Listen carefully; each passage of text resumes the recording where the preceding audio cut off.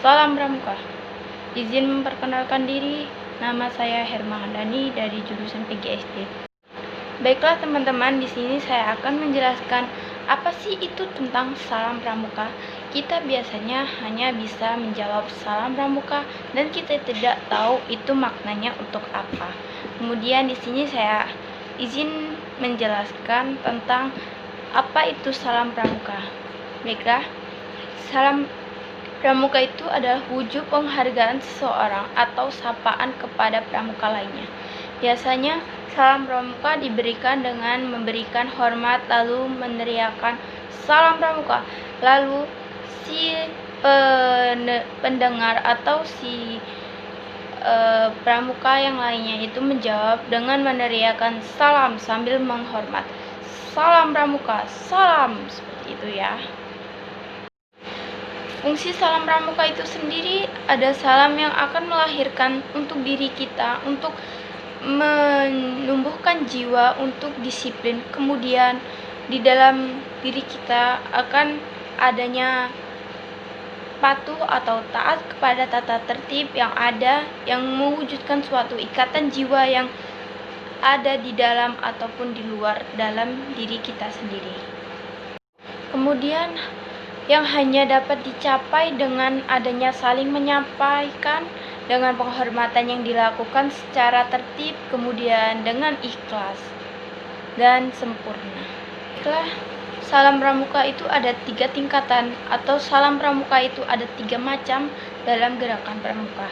Baiklah, yang pertama itu salam pramuka salam biasa, yaitu salam yang dimana dia memberikan kepada sesama anggota pramuka.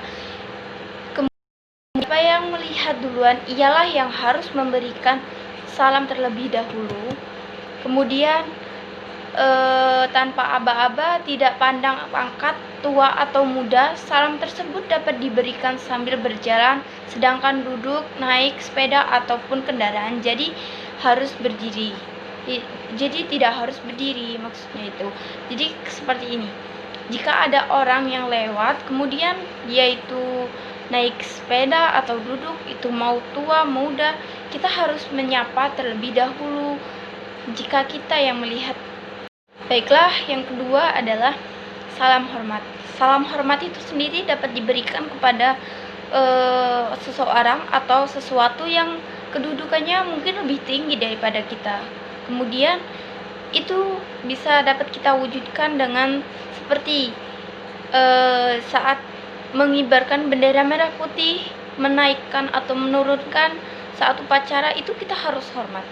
Kemudian yang kedua itu negara atau kepala negara atau wakil, para menteri dan pejabat lainnya, itu ketika menghadiri upacara ataupun dalam rangka apa itu sedang melakukan upacara, kita harus hormat. Dan yang ketiga itu ada jenazah yang sedang lewat atau akan dimakamkan, itu kita harus hormat atau tunduk dalam mengikuti upacara seperti itu ya. Gerakan pramuka itu sendiri bersifat mandiri, itu maksudnya dapat kita artikan sebagai penyelenggaraan organisasi yang dilakukan secara otonomi dan dapat bertanggung jawab. Dan selanjutnya, gerakan pramuka bersifat sukarela, artinya tidak ada unsur paksaan, kewajiban, kemudian keharusan untuk menjadi anggota gerakan pramuka itu sendiri.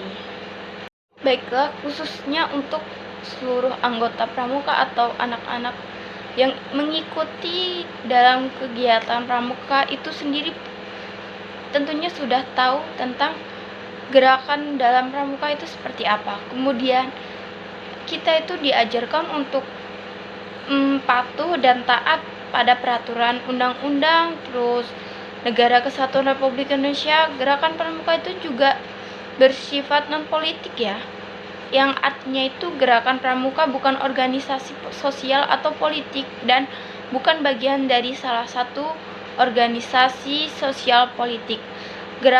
Kemudian tingkatan dalam pramukaan merupakan tingkatan kemampuan yang ditentukan oleh tingkat kemampuan yang dimiliki si anggota pramuka, kemudian persyaratan atau kecakapan yang disebut dengan syarat-syarat kecakapan umum atau SKU. Dan untuk pramuka siaga itu sendiri, siaga dan penggalang masing-masing itu ada kelompok umur, memiliki 3 tingkatan untuk penegak, kemudian memiliki 2 resolusi, sementara itu pada pramuka pandega hanya memiliki 1 tingkatan saja.